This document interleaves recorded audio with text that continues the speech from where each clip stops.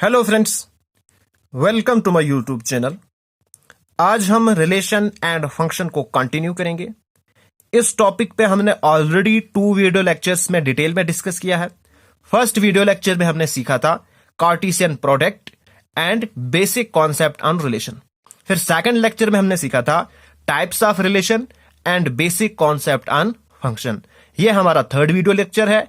इसके अंदर हम सीखेंगे types of function, composition of function and binary operation. बहुत ही ज्यादा इंपॉर्टेंट टॉपिक है, इसलिए मैं आपको सजेस्ट करता हूं इस वीडियो को आप एंड तक देखिएगा।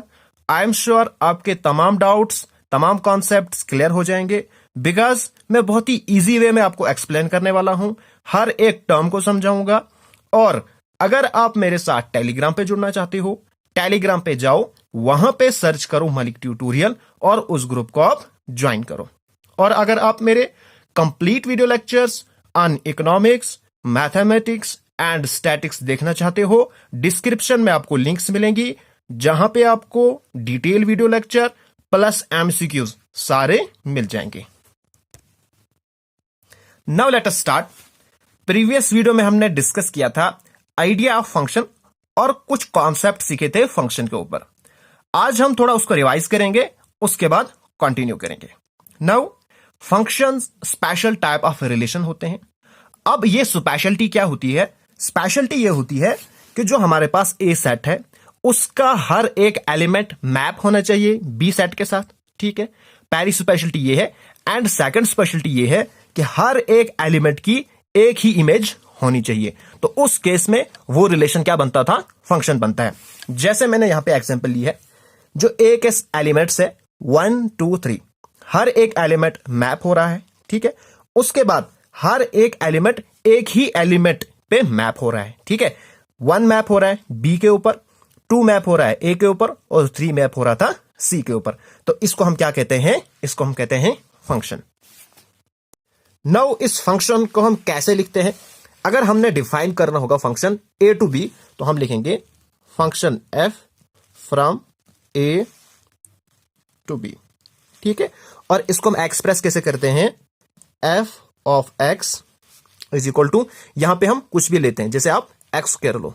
ठीक है, इसको हम कैसे पढ़ते हैं? इसको हम पढ़ते हैं एफ ऑफ एक्स। ठीक है, एक्स हमारे पास क्या होता है? इनपुट होता है, और ये हमारे पास क्या होता है? आउटपुट होता है। इसको हम एफ ऑफ एक्स को वाई के इक्वल भी लिखते हैं। ठीक है, तो उस केस में ये क्या बनेगा? Y is equal to X square. ठीक है, अब यहां पे क्या होता है? जो हमारे पास इनपुट होता है यानी कि x, ये होता है इंडिपेंडेंट। ठीक है, ये क्या होता है? इंडिपेंडेंट होता है। और जो y होता है ना, ये होता है डिपेंडेंट। अब ये डिपेंडेंट क्यों होता है? देखो, जो x है ये हमारे पास इनपुट है, तो यहां पे हम क्या करते हैं? वैल्यू पुट करते हैं। ठीक है, और x के हम क्या वैल्यू पुट करेंगे वो डिपेंड करेगा y की वैल्यू। अगर हम x पे 1 वैल्यू पुट करेंगे तो y की वैल्यू क्या होगी? ठीक है, x पे हम 2 वैल्यू पुट करेंगे तो y की क्या होगी? यानी कि x की वैल्यू के ऊपर y डिपेंड करता है। ठीक है, तो आपने क्या याद रखा? जो इनपुट है वो इंडिपेंडेंट है और जो आउटपुट है वो क्या है? डिपेंडेंट है। जैसे अगर आप मशीन देखोगे तो एक मशीन है, मशीन के अंदर जो हम इनपुट डालेंगे वही आउटपुट निकलेगा, यानी कि output depends on input. Okay, now since हमने सीखा था जो फंक्शन का एग्जिस्टेंस हुआ था वो हुआ था कामों को आसान बनाने के लिए। ठीक है, अब देखो इनपुट क्या हो सकता है? इनपुट वो हो सकता है जिसका कोई आउटपुट निकले। ठीक है, जैसे हमारे पास एक एग्जांपल है, हमारे पास फोटो कॉपी करने की मशीन होती है। जब हम उसके अंदर पेजेस डालेंगे तो उसी केस में फोटो कॉपी होगी। अगर आप पेजेस की जगह पे कपड़े डालोगे, क्या वो फोटो कॉपी होगा? नहीं होगा। ठीक है, इसी तरह से जब हम फंक्शन के बारे में डिस्कस करते हैं, जो हमारे पास इनपुट होता है, ठीक है, अगर हम ये फंक्शन लेंगे F of x is equal to X cube लेंगे। ठीक है, तो जो इनपुट है वो होना चाहिए सेट ऑफ रियल नंबर्स। ठीक है, अगर हम रियल नंबर्स के अलावा कोई और इनपुट लेंगे तो उस केस में हमारे पास जो आउटपुट है वो ठीक नहीं निकलेगा, आउटपुट गलत हो जाएगा। ठीक है, इसलिए हमारे पास जो सेट ऑफ रियल नंबर्स हैं वो क्या है? इनपुट है। और ये जो इनपुट है ना, ये जो इनपुट है इसी को हम क्या कहते हैं? डोमेन कहते हैं, ठीक है। और जो आउटपुट निकलेगा ना, आउटपुट को हम क्या कहेंगे, रेंज कहेंगे, ठीक है। ओके, अब हम डिस्कस करेंगे different types of mathematical machine. अब ये जो फंक्शन है ना, ये एक मशीन की तरह एक्ट करेगा। कैसे एक्ट करता है मशीन की तरह? जैसे मैंने लिया F of x is equal to X square, ठीक है। अब ये मशीन है, यहां पे मैं एक्स के अंदर इंपुट डालता हूं, जैसे 1 मैंने डाला तो ये आगे क्या दे रहा है, 1 दे रहा है, ठीक है। अब मैं एक्स के अंदर 2 दे रहा हूं तो आगे क्या निकलेगा, 4 निकलेगा। क्यों? बिकॉज ये डिफाइन है, जो ये फंक्शन डिफाइन है ये एक्स स्क्वायर डिफाइन है, ठीक है। तो ये क्या निकलेगा, 4 निकलेगा। इस तरह से आप इनपुट डालते जाओ, आउटपुट आगे उसी हिसाब से निकलेगा, जैसा आप इनपुट डालेगो और जैसे आपके पास मशीन होगी, ठीक है, जैसे आपके पास फंक्शन होगा वैसे ही आपके पास क्या निकलेगा, आउटपुट निकलेगा। अब हम क्या डिस्कस करेंगे, different types of mathematical machine, ठीक है, जो मैं अपनी लैंग्वेज में कह रहा हूं, और अगर आप मैथमेटिकल लैंग्वेज में कहोगे तो उसको हम कहेंगे different types of functions. Okay, हम स्टार्ट करते हैं आइडेंटिटी फंक्शन से। अब आइडेंटिटी फंक्शन क्या होता है? आइडेंटिटी फंक्शन होता है F of x is equal to x, ठीक है। जब हम एक फंक्शन के अंदर जो चीज डालेंगे और वही आउटपुट में निकलेगा, जो इनपुट होगा वही आउटपुट होगा, तो उस केस में उसको हम क्या कहेंगे, आइडेंटिटी फंक्शन। जैसे यहां पे आप यहां पे एफ ऑफ 1 डालो, एक्स की जगह पे 1 डालोगे तो यहां पे क्या आएगा, यहां पे भी 1 आएगा। अगर यहां पे आप 2 डालोगे तो आगे भी क्या निकलेगा, 2 निकलेगा। यानी कि जैसा इनपुट हो वैसा ही आउटपुट हो, तो उसको हम क्या कहते हैं, आइडेंटिटी फंक्शन, ठीक है। अब देखो यहां पे क्या होगा, यहां पे कभी कभार आपको पूछे जाएगा डोमेन एंड रेंज। यहां पे सबसे इंपॉर्टेंट जो चीज आपको याद रखनी है वो फंक्शन याद रखना है, ये किस टाइप का फंक्शन है, इसको हम क्या कहते हैं, और इसका डोमेन एंड रेंज क्या होगा, ठीक है। हम जानते हैं कि जो फंक्शंस है उसके अंदर जो इनपुट पड़ता है वो सेट ऑफ रियल नंबर्स पड़ता है, ठीक है। अब यहां पे आप सेट ऑफ रियल नंबर डालोगे, इसका मतलब हमारे पास जो डोमेन यहां पे आएगा, आइडेंटिटी फंक्शन का जो डोमेन है वो क्या है, सेट ऑफ रियल नंबर्स, ठीक है। जब हम सेट लिखते हैं ना तो हम इस तरह से लिखते हैं, पीछे से एक लाइन देनी पड़ती है। अगर आप डायरेक्ट रियल नंबर्स लिखोगे तो फिर आर आप सीधा लिख सकते हो, ओके। तो ये हमारे पास बनेगा डोमेन। अब जैसा डालोगे वैसा ही आगे निकलेगा, तो जो रेंज है, रेंज भी क्या निकलेगा हमारे पास, वो भी निकलेगा सेट ऑफ रियल नंबर्स, ठीक है। नेक्स्ट अब हमारे पास है कांस्टेंट फंक्शन। अब कांस्टेंट फंक्शन क्या होता है, let us take a function, हम कोई फंक्शन लेते हैं, एफ डिफाइंड है सेट ऑफ रियल नंबर से सेट ऑफ रियल नंबर तक। और किस तरह से डिफाइंड होना चाहिए, f of x is equal to c, c का मतलब कांस्टेंट, ठीक है। जब हमारे पास इस टाइप का फंक्शन हो कि जब हम उसके अंदर इनपुट डालेंगे तो आउटपुट जो है सेम रहेगा, आउटपुट कुछ भी नहीं होगा, जो हम आउटपुट रखे हैं उसके अंदर कोई भी चेंजेस नहीं होगी। जैसे हमारे पास सी फिक्स है, हम यहां पे 1 डालो तब भी सी आएगा, 100 डालो तब भी सी आएगा, बिकॉज यहां पे एक्स है ही नहीं, ठीक है। यहां पे इनपुट का कोई असर हो ही नहीं रहा है, तो उस फंक्शन को हम क्या कहते हैं, कांस्टेंट फंक्शन, ठीक है। अब मुझे फटाफट से बताओ इसका डोमेन एंड रेंज क्या आएगा, फटाफट करके कमेंट करके बता दो, ठीक है। देखो इसका जो डोमेन आएगा, डोमेन मतलब इनपुट, तो इनपुट इसमें क्या क्या डालोगे आप, एक्स में कुछ भी डाल सकते हो, यानी पूरा सेट ऑफ रियल नंबर्स। तो डोमेन हमारे पास क्या आ गया, सेट ऑफ रियल नंबर। अब मुझे बताओ रेंज क्या आएगा, बताओ जल्दी से, रेंज क्या आएगा, सी आएगा, यानी कि जो कांस्टेंट है हमारे पास वही आएगा, बिकॉज रेंज जो है वो चेंज ही नहीं हो रहा है। एक्स की हमने कुछ भी वैल्यू डाली फिर भी हमारे पास सी वैसे का वैसा ही रह गया, ठीक है। तो हमारे पास जो रेंज है वो क्या है, सी है। जैसे मैं एक एग्जांपल लेता हूं, F of x is equal to 2, और एक्स अगर बिलोंग करेगा सेट ऑफ रियल नंबर्स में, तो यहां पे डोमेन क्या आएगा, सेट ऑफ रियल नंबर्स। अगर आपको गिवन है X belong to natural number, तो उस केस में डोमेन क्या आएगा, नेचुरल नंबर, लेकिन रेंज जो है बिल्कुल फिक्स है, 2 होगा, ओके। होप आपको समझ आ रहा है, अगर आ रहा है तो कमेंट करके मुझे जरूर बताइएगा। नेक्स्ट अब हमारे पास है पॉलिनोमियल फंक्शन।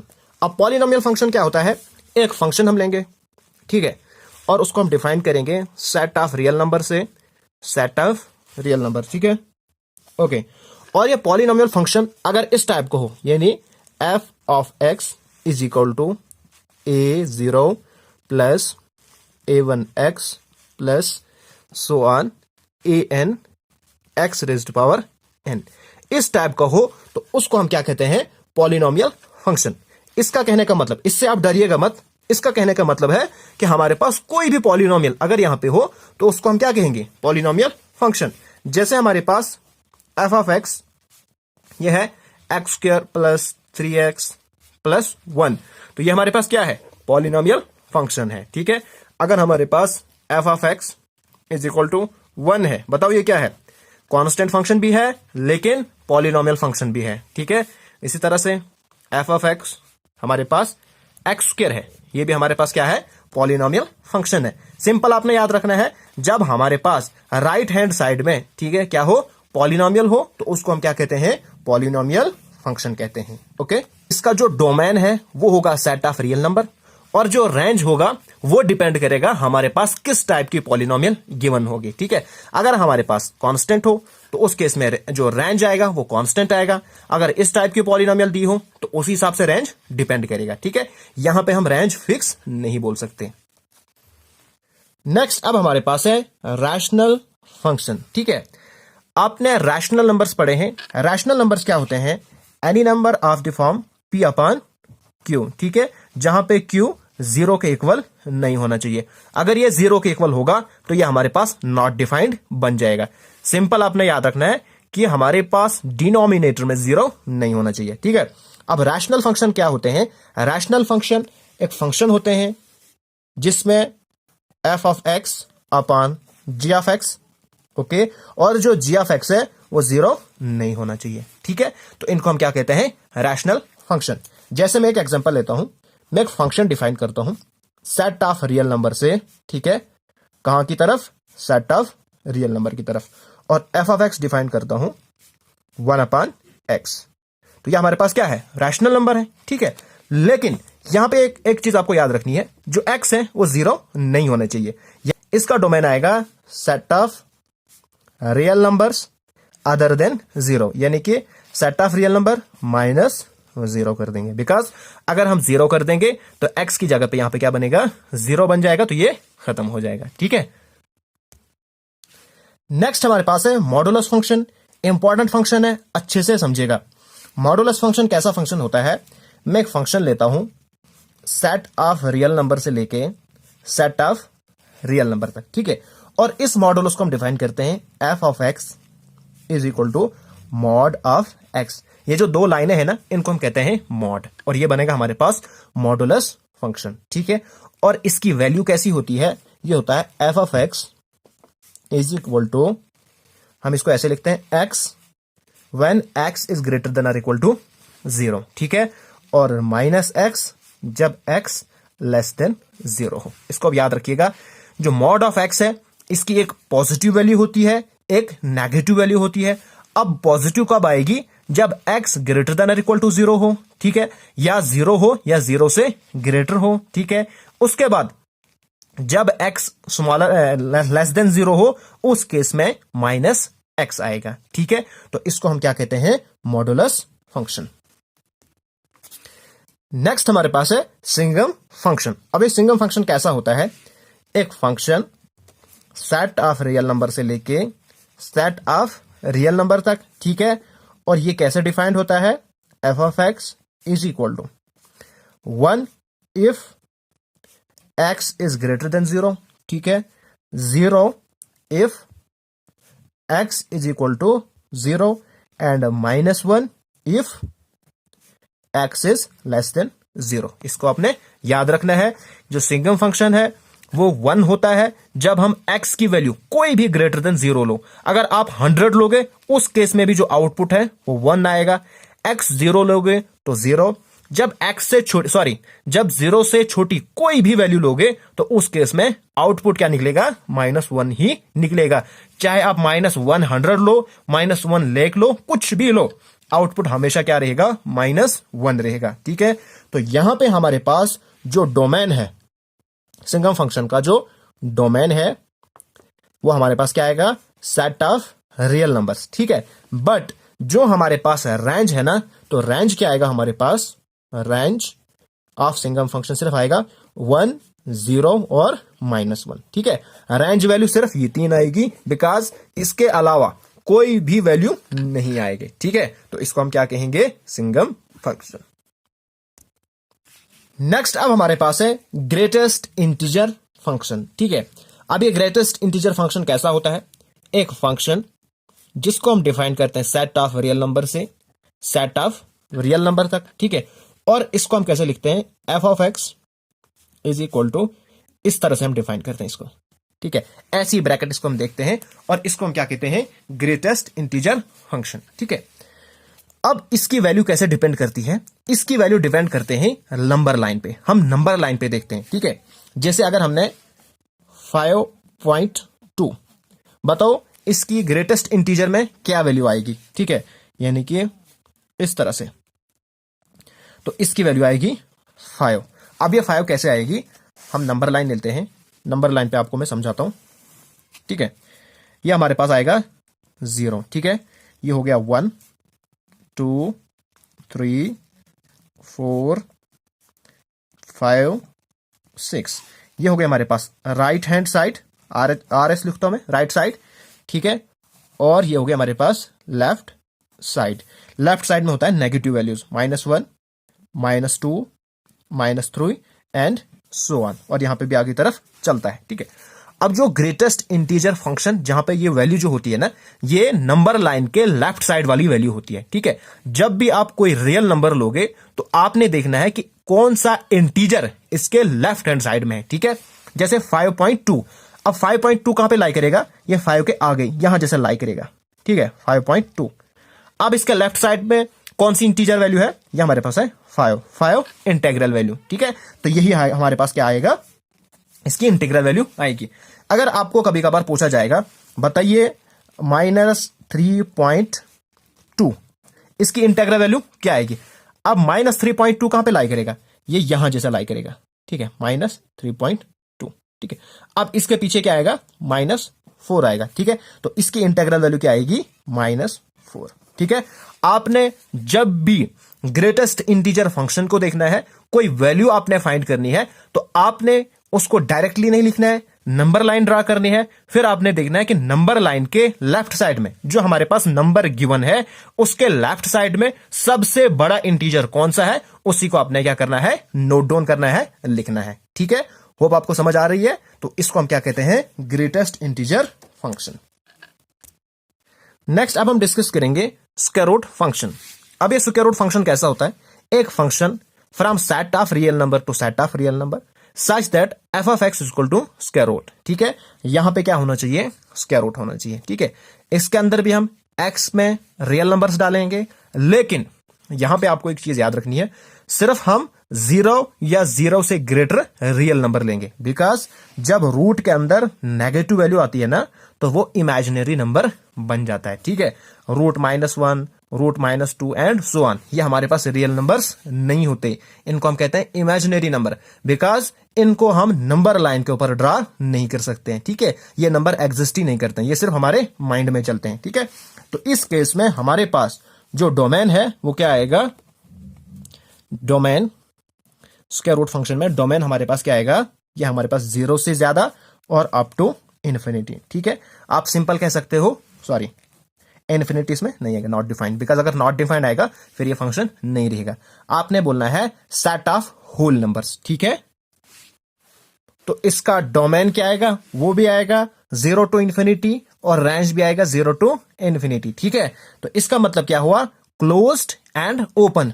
यहां पे हम 0 को इंक्लूड करते हैं। ठीक है, जब इस तरह की ब्रैकेट हो तो वहां पे 0 इंक्लूड होता है, जब इस टाइप की ब्रैकेट हो तो वहां पे वो चीज इंक्लूड नहीं होती है, मतलब इन्फिनिटी हम इंक्लूड नहीं करेगा, बिकॉज फिर उस केस में क्या बनेगा, नॉट डिफाइंड बनेगा। अगर हम अंडर रूट इन्फिनाइट लिखेंगे तो ये नॉट डिफाइंड बनेगा। ठीक है, तो उस केस में हम इसीलिए हम ये वाला नहीं लेते हैं। ओके, अब हम 2 important types of functions discuss करेंगे, 1 एंड ऑन टू, जिनके बेस पे एग्जामिनेशन में 110% क्वेश्चन पूछे जाते हैं। पहला हमारे पास है 1 फंक्शन। अब ये 1 फंक्शन क्या होता है, एक फंक्शन हम लेंगे, let us take an function from set X to set Y. ठीक है, हमने एक फंक्शन डिफाइन किया, सेट एक्स से सेट वाई की तरफ, और ये फंक्शन इस तरह से हो कि जो हमारे पास सेट एक्स है इसका हर एक एलिमेंट की जो इमेज है वो डिस्टिंक्ट हो। यानी कि अगर हमारे पास सेट एक्स में 3 एलिमेंट हैं और सेट वाई में ए बी सी है, तो हमारे पास कोई भी यहां से 2 एलिमेंट नहीं मिलने चाहिए जिनकी एक ही इमेज हो। ठीक है, जैसे अगर 2 की बी 1 की अगर बी इमेज है तो 2 या 3 की बी इमेज नहीं होनी चाहिए, इनकी कोई और इमेज होनी चाहिए। ठीक है, हर एक की क्या हो, यूनिक इमेज हो। ठीक है, अगर हमारे पास 1 है, इसकी इमेज बी है, तो 2 की कोई और इमेज होनी चाहिए। जैसे 2 की हमारे पास ए है और 3 की सी है। ठीक है, सिंपल लैंग्वेज में क्या है, 1 1, यानी कि एक एलिमेंट की एक ही इमेज होगी और वो क्या होगी, डिफरेंट होगी। ठीक है, वो किसी दूसरे से नहीं मिलेगी। अगर हमारे पास ऐसा नहीं होगा, यानी कि अगर हमारे पास फंक्शन इस टाइप का हो गया 1 2 3, ठीक है, और हमारे पास ये एक्स फंक्शन है, ये वाई फंक्शन है, ए बी और सी। 1 की इमेज ए है, ठीक है, 2 की इमेज भी ए है और 3 की इमेज बी है। ठीक है, सबसे पहले हम देखेंगे फंक्शन तो है, बिकॉज जो हमारे पास एक्स सेट है इसके हर एक एलिमेंट की इमेज बन रही है। ठीक है, और हर एक एलिमेंट की एक ही इमेज है, लेकिन 1 1 फंक्शन नहीं है। ये क्यों नहीं है 1 1 फंक्शन, बिकॉज 1 की इमेज भी ए ही है और 2 की इमेज भी ए है। इस फंक्शन को हम कहते हैं मैनी वन फंक्शन। ठीक है, मैनी वन। ठीक है, यानी कि बहुत सारे प्री इमेजेस की एक ही इमेज है। ठीक है, ये हमारे पास हो गया 1 1 फंक्शन और ये हो गया मैनी वन फंक्शन। जो हमारे पास 1 1 फंक्शन हो इसको हम मैथमेटिकली कैसे डिफाइन करते हैं, फॉर ऑल x1 और x2 बिलोंग टू x। अगर हम कोई 2 एलिमेंट x के लेंगे, ठीक है, सच दैट उनके ऊपर फंक्शन करेंगे f of x1 is equal to f of x2। ठीक है, तो उस केस में x1 भी क्या होना चाहिए, x2 के इक्वल होना चाहिए। तो उसी केस में ये फंक्शन क्या होगा, 1 1 फंक्शन होगा। अब हम इसको कैसे लिखेंगे, देखो हमारे पास x1 एंड x2 अगर x में बिलोंग करते हैं, जैसे हमने लिया 1 और 2, ठीक है, हमने x1 लिया 1 और x2 क्या लिया, 2 लिया। ठीक है, अब देखो इस डायग्राम से f ऑफ x1 क्या है, a है, f ऑफ x1 हमारे पास a है और f ऑफ x2 भी क्या है, a है, है। यानी कि f ऑफ x1 यानी कि f ऑफ 1 हमारे पास क्या है, a है, और f ऑफ 2 भी हमारे पास क्या है, a है। यहां से देखो a भी 1 भी a के साथ है और 2 भी 1 के साथ है। तो इस केस में अब क्या होना चाहिए था, इस केस में हमारे पास 1 2 के इक्वल होना चाहिए था अकॉर्डिंग टू दिस डेफिनेशन। अगर फंक्शन इक्वल हो, यहां पे दोनों फंक्शन क्या है, इक्वल है, बट x1 यानी कि 1 और 2 आपस में इक्वल नहीं है, तो ये फंक्शन क्या हमारे पास है, 1 1 नहीं है। ओके, तो ये इसकी हो गई मैथमेटिकल डेफिनेशन और यह मैंने आपको डायग्राम से समझाया। ठीक है, और जो हमारे पास 1 1 फंक्शन है ना, इसको हम इंजेक्टिव भी कहते हैं। क्या कहते हैं, इंजेक्टिव फंक्शन। ठीक है, इंजेक्टिव फंक्शन। अब हम डिस्कस करेंगे ऑन टू फंक्शन। अब ऑन टू फंक्शन क्या होता है, एक function from set x to set y, इसको हम ऑन टू तब कहेंगे जब हमारे पास every element of set y, यानी कि हमारे पास जो सेट y है और सेट x है। ठीक है, ठीक है, जो हमारे पास एलिमेंट्स ऑफ सेट y है, इन हर एक की क्या होगी, प्री इमेज होगी। ठीक है, जैसे हमने पढ़ा था फंक्शंस में, यहां पे ये, ठीक है, ठीक है, ये हमारे पास फंक्शन है, बिकॉज फंक्शन में हम 2 कंडीशंस देखते थे। जो सेट x है इसकी हर एक एलिमेंट की मैपिंग होनी चाहिए। ठीक है, चाहे हमारे पास जो सेट y है इसका कोई खाली भी रहे तब भी ये फंक्शन होता है। लेकिन अब ये ऑन टू फंक्शन नहीं होगा, बिकॉज ऑन टू फंक्शन की कंडीशन ये है कि हमारे पास जो सेट y है ना, इसकी हर एक की प्री इमेज होनी चाहिए। ठीक है, जैसे हम यहां पे करेंगे 1 2 3, ये हमारे पास ऑन टू फंक्शन है, नहीं है, ये हमारे पास ऑन टू फंक्शन नहीं है। बट अगर हम इसको देखेंगे C, तो अगर ये ऐसे कर रहा, ठीक है, तो ये हमारे पास क्या हो गया, ऑन टू फंक्शन हो गया। जो हमारे पास सेट वाई है, ठीक है, इनके बीच में जो फंक्शन है, हर एक जो इमेज है, हर एक जो एलिमेंट है वाई का, इसकी हमारे पास क्या है, प्री इमेज है। इस फंक्शन को हम क्या कहते हैं, ऑन टू फंक्शन कहते हैं। और ऑन टू फंक्शन को हम सर्जेक्टिव फंक्शन भी कहते हैं, सर्जेक्टिव फंक्शन। और जब कोई फंक्शन 1 भी हो और ऑन टू भी हो, उस फंक्शन को हम क्या कहते हैं, bijective, bijective function.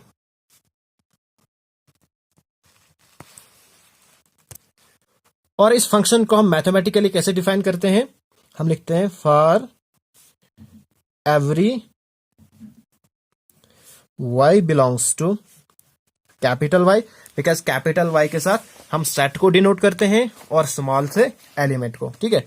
For every y there exist, हम इस तरह से क्या लिखते हैं, देयर एग्जिस्ट लिखते हैं, there exist x belong to capital X, यानी element belong to set X, such that हम ऐसे लिखते हैं, ठीक है, या इसको मैं ऐसे लिखता हूं, such that f of x is equal to y, ठीक है।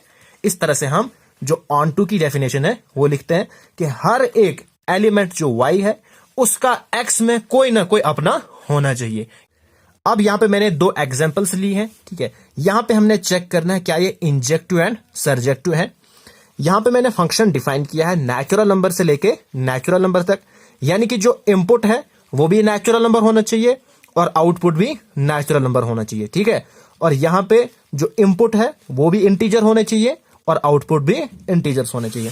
पहले हम फर्स्ट एग्जांपल को सॉल्व करते हैं, ठीक है। अब देखो हमारे पास फंक्शन है f of x is equal to X square, और जो x है वो क्या है, नेचुरल नंबर है, ठीक। हम लेते हैं सेट, ये हमारे पास है a सेट, पहला भी नेचुरल नंबर ही है, और ये हमारे पास b सेट है, ये भी नेचुरल नंबर है, ठीक है। तो 1 2 3 and so on, because natural number कहां से स्टार्ट होते हैं, 1 से, और यहां पे भी आएगा 1 2 3 4 एंड सो ऑन। हमारे पास जो फंक्शन है अब वो है f of x is equal to X square, यानी इनपुट कहां से स्टार्ट होगा, 1 से। जब यहां पे 1 पुट करोगे आपके पास 1 का स्क्वायर 1 आएगा, यानी 1 मैप होगा 1 के साथ। उसके बाद जब 2 पुट करोगे तो 2 आएगा 4 के साथ। इसी तरह से 3 पुट करोगे वो आएगा 9 के साथ, ठीक है, एंड सो ऑन आगे चलता रहेगा। ये हमारे पास इसकी मैपिंग बनेगी। अब मुझे आप बताओ क्या ये इंजेक्टिव यानी 1 1 है, तो बिल्कुल है, बिकॉज हर एक एलिमेंट की सेपरेट इमेज है, ठीक है, डिफरेंट इमेजेस हैं, तो ये हमारे पास क्या हो गया, इंजेक्टिव हो गया। अब मुझे आप बताओ क्या ये सर्जेक्टिव है यानी ऑन टू है, हर एक एलिमेंट जो हमारे पास बी के अंदर है क्या उसकी प्री इमेज है, नहीं है, बिकॉज देखो जैसे 2 है 3 है या 5 होगा यहां पे, तो उनकी प्री इमेजेस नहीं है, यहां पे सिर्फ जो स्क्वायर आ रहे हैं, ठीक है, जो स्क्वायर रूट हमारे पास है उनकी ही प्री इमेजेस हैं, तो यह हमारे पास सर्जेक्टिव नहीं है, हम लिखेंगे नॉट सर्जेक्टिव। ओके, अब आते हैं हम सेकंड क्वेश्चन की तरफ। सेकंड क्वेश्चन भी सेम है बट यहां पे इनपुट चेंज हो रहा है, ठीक है। अब देखो हमारे पास सेट ए है और सेट बी है। अब जो इंटीजर्स हैं ये स्टार्ट होते हैं 0 से 1 2 3 और -1 -2 एंड सो ऑन, नीचे की तरफ भी चलता रहता है। यहां पे भी 0 -1 -2 and so on 1 2 and so on, ठीक है। अब क्या करना है हमने, जब आप इनपुट डालोगे, ये हमारे पास फंक्शन डिफाइन है, 1 डालोगे, पहले आप 0 डालो तो 0 तो 0 के साथ आएगा। जब यहां पे 1 आप पुट करोगे तो 1 का स्क्वायर, ठीक है। लेकिन जब आप यहां पे -1 करोगे तो -1 का स्क्वायर भी 1 ही आएगा, ओके। उसके बाद 2 करोगे, 2 2 जार 4, तो यहां जैसे -2 करोगे तो उसका भी 4 ही आएगा। तो क्या ये फंक्शन 1 1 है?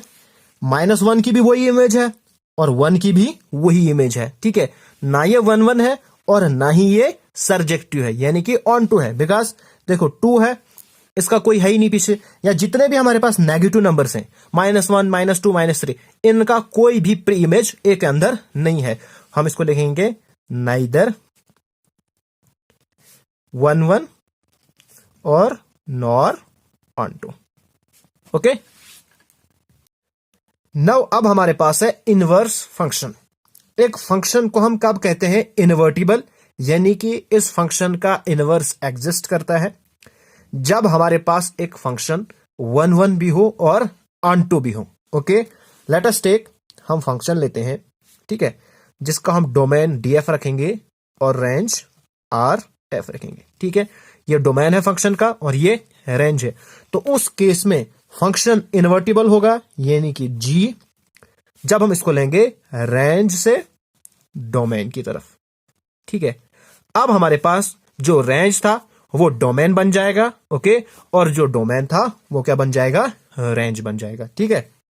उस केस में जैसे हम लिखते थे फंक्शन को F of x is equal to Y, ठीक है। अब ये यहां चला जाएगा, ये बनेगा F inverse of Y is equal to x, ठीक है। और एफ इनवर्स ऑफ वाई, इसको हम क्या लिखते हैं? जी ऑफ, सॉरी, और इस एफ इनवर्स ऑफ वाई को हम लिखते हैं g of y. So g of Y is equal to x, ठीक है।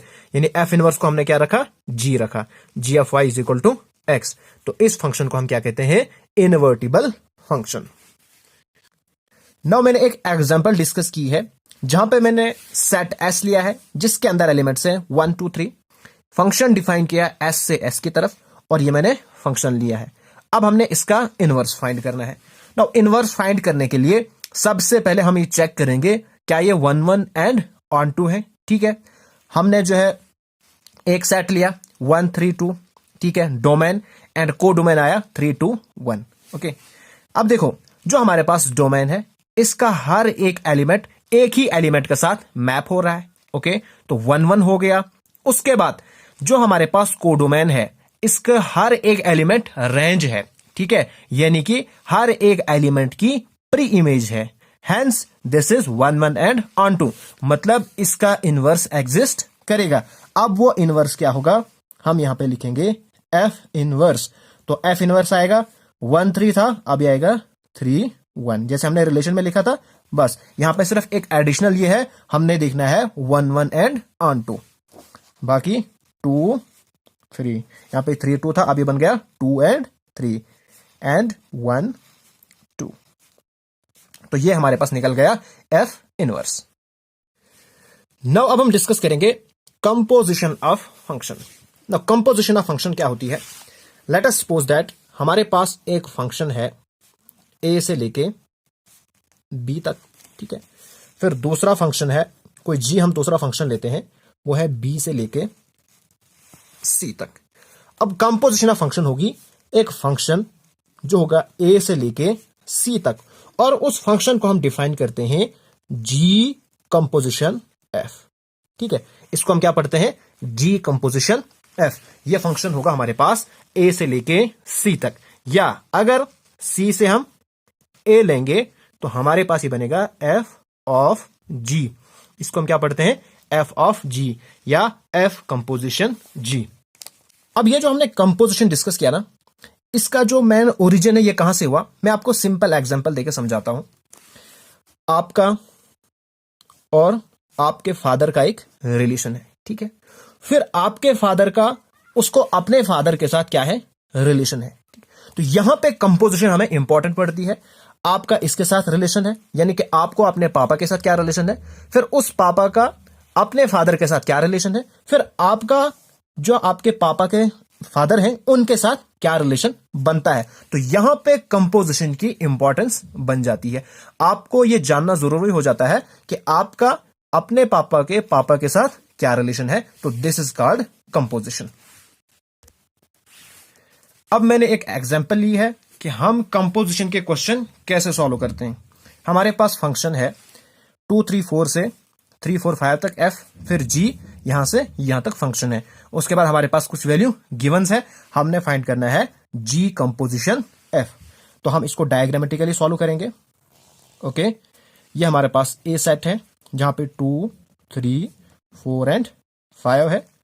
उसके बाद बी सेट है, ये 3 4 5 एंड 9। इसके बीच में जो फंक्शन है वो है f। फिर b से लेके c तक हमारे पास जो c सेट है वो है 7 11 एंड 15। इसके बीच में जो फंक्शन है वो है g। ठीक है, अब हमने क्या फाइंड करना है, g कंपोजिशन f, यानी कि ऐसे हमने फाइंड करना है। ठीक है, इसको हम लिखेंगे g कंपोजिशन f। कहां से कहां तक है ये, a से c की तरफ ये फंक्शन है। इसको हम कैसे फाइंड करेंगे, फर्स्ट ऑफ ऑल हमारे पास जो गिवन वैल्यूज है ना उनको हम नोट डाउन करेंगे। पहली वैल्यू हमारे पास है f ऑफ 2 3 के साथ है, यानी कि 2 जो है वो रिलेटेड है 3 के साथ, 3 रिलेटेड है 4 के साथ,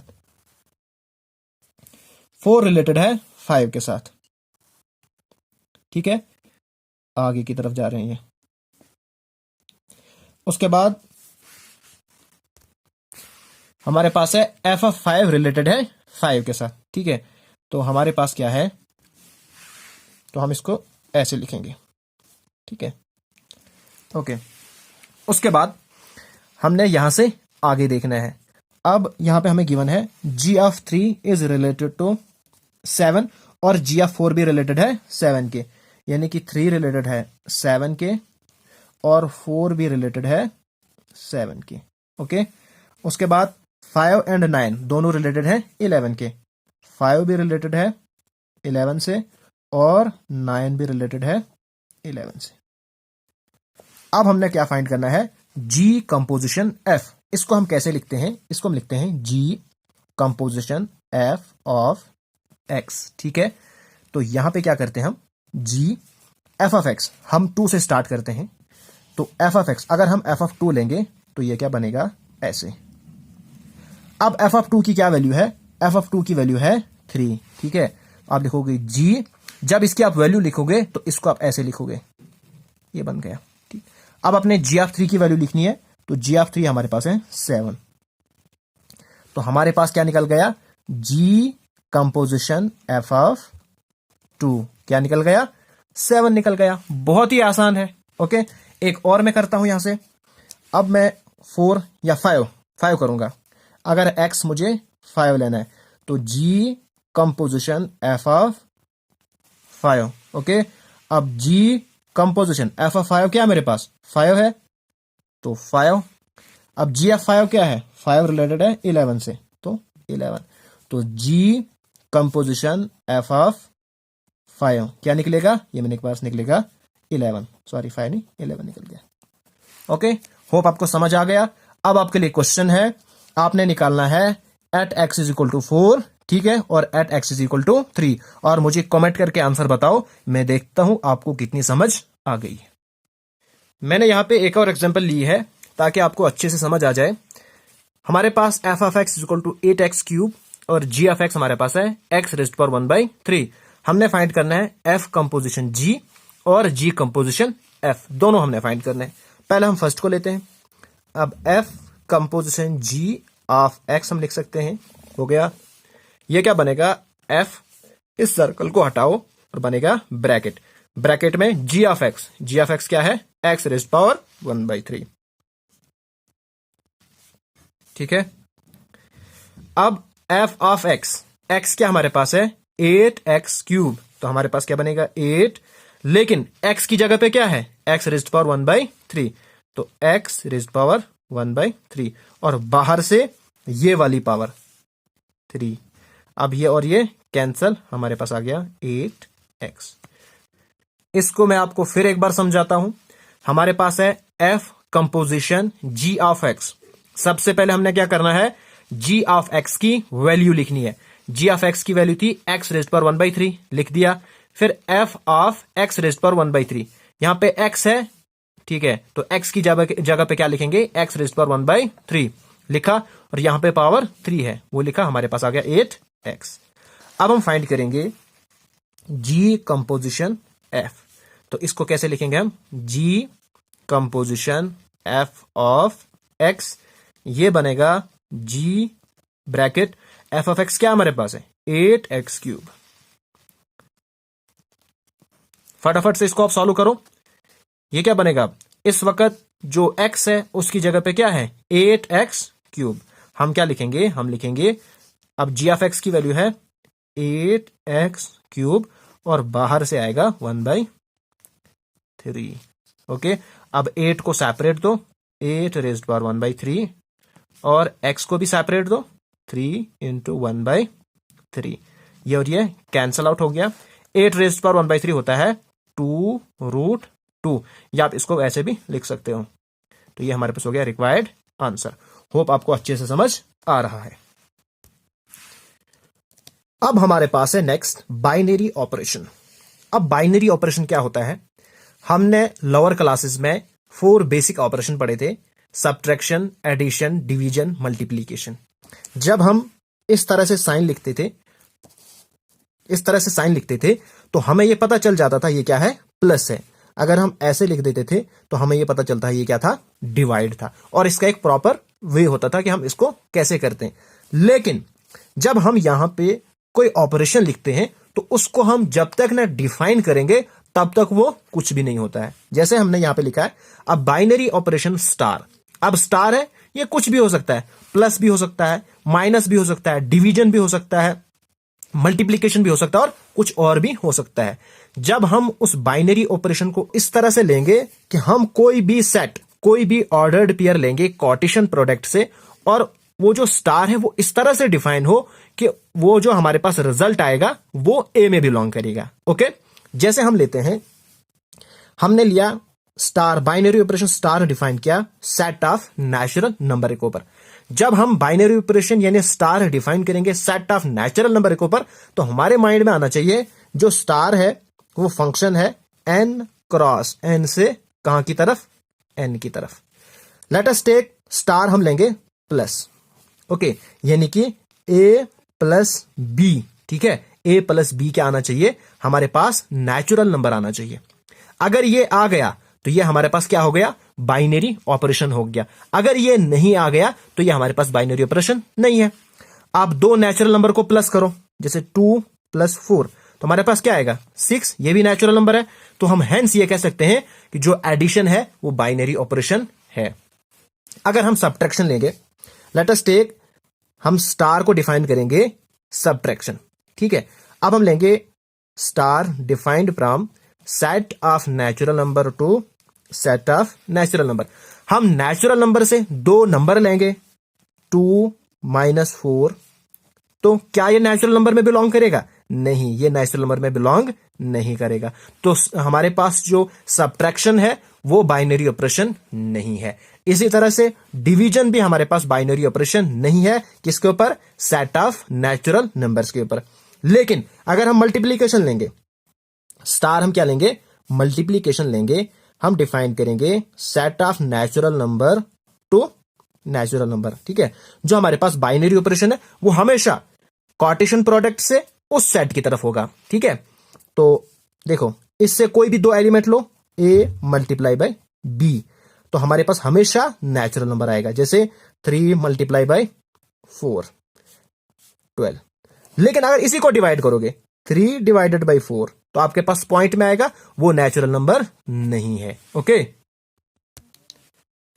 सिंपल वर्ड्स में आपने बाइनरी ऑपरेशन क्या याद रखा?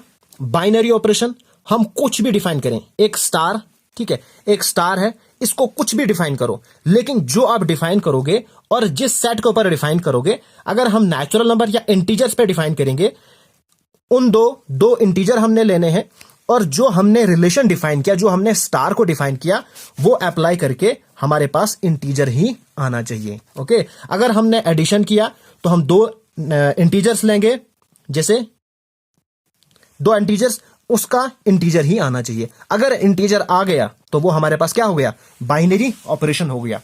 एडिशन और सब्ट्रैक्शन में तो प्रॉब्लम नहीं, सॉरी, एडिशन और मल्टीप्लिकेशन तो लगभग बाइनरी ऑपरेशन होते हैं, लेकिन कभी कभार जो सब्ट्रैक्शन है और डिवीजन है वो बाइनरी ऑपरेशन नहीं होता है। जैसे सब्ट्रैक्शन इंटीजर्स पे बाइनरी ऑपरेशन होता है, ठीक है। अब देखो 4 माइनस 6 तो आपके पास आएगा -2, ये भी हमारे पास इंटीजर है।